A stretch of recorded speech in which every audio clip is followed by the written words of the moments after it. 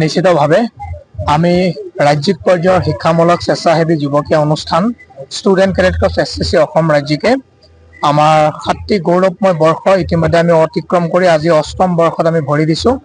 তাৰ পাক মুহূৰ্তত আপোনালোকৰ সংবাদ মাধ্যমৰ যোগেদি মই অসমবাসী ৰাইজৰ পৰা মৰম স্নেহ আশীৰ্বাদ বিচাৰিছোঁ। ইমান দিনে আমি 7টা সফলতা বৰ্ষ অতিক্ৰম কৰাত অসমৰ ৰাইজৰ মৰম স্নেহ আশীৰ্বাদ আমাৰ লগত আছিল কাৰণে আমি আমাৰ এই সফলতা যাত্ৰা আমি অতিক্ৰম কৰিব পাৰিছোঁ। ষ্টুডেণ্ট কেডেট কৰ্পছ বুলি কোৱাৰ লগে লগে ষ্টুডেণ্ট কেডেট কৰ্পছ হৈছে অসম ৰাজ্যখনৰ এটা ৰাজ্যিক পৰ্যায়ৰ শিক্ষামূলক স্বেচ্ছাসেৱী যুৱকীয় অনুষ্ঠান।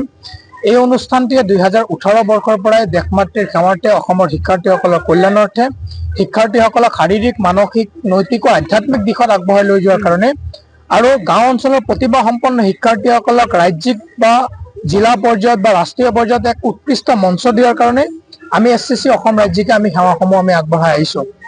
আৰু চৰকাৰীভাৱে আমাক বিভিন্ন ধৰণে ইতিমধ্যে আমাক সহায় সহযোগিতা কৰিছে।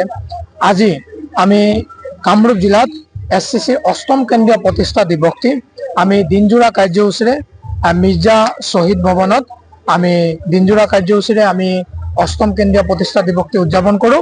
তাৰ লগতে আমাৰ ভাৰত ৰত্ন সুধাকন্ত ডক্টৰ ভূপেন হাজৰিকা দেৱৰ দ্বাদশ মৃত্যু বাৰ্ষিকী আৰু আমাৰ সকলোৰে হিয়াৰ আমঠু আমাৰ প্ৰাণৰ শিল্পী কণ্ঠশিল্পী জুবিন গাৰ্গ দেৱলৈ আমি একাজনী শ্ৰদ্ধাঞ্জলি জ্ঞাপন কৰোঁ।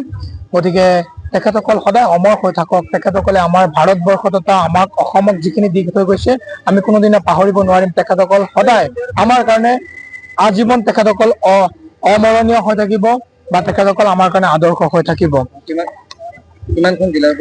আজি আমাৰ প্ৰায় 8খন জিলাৰ শিক্ষাৰ্থীসকল অংশগ্ৰহণ কৰিছে আৰু প্ৰায় 4 শতাধিক শিক্ষাৰ্থীসকলৰ অংশগ্ৰহণত আমাৰ সুধাকন্ত ডক্টৰ ভূপেন হাজৰিকা দেৱৰ দ্বাদশ মৃত্যু বাৰ্ষিকী, জুবিন গাৰ্গ দেৱলৈ শ্ৰদ্ধাঞ্জলি আৰু SCCৰ 8ম কেন্দ্ৰীয় প্ৰতিষ্ঠা দিৱস এই 3টি কাৰ্যসূচী আমি সফলতাৰে মিৰ্জাত আমি সম্পন্ন কৰিছোঁ।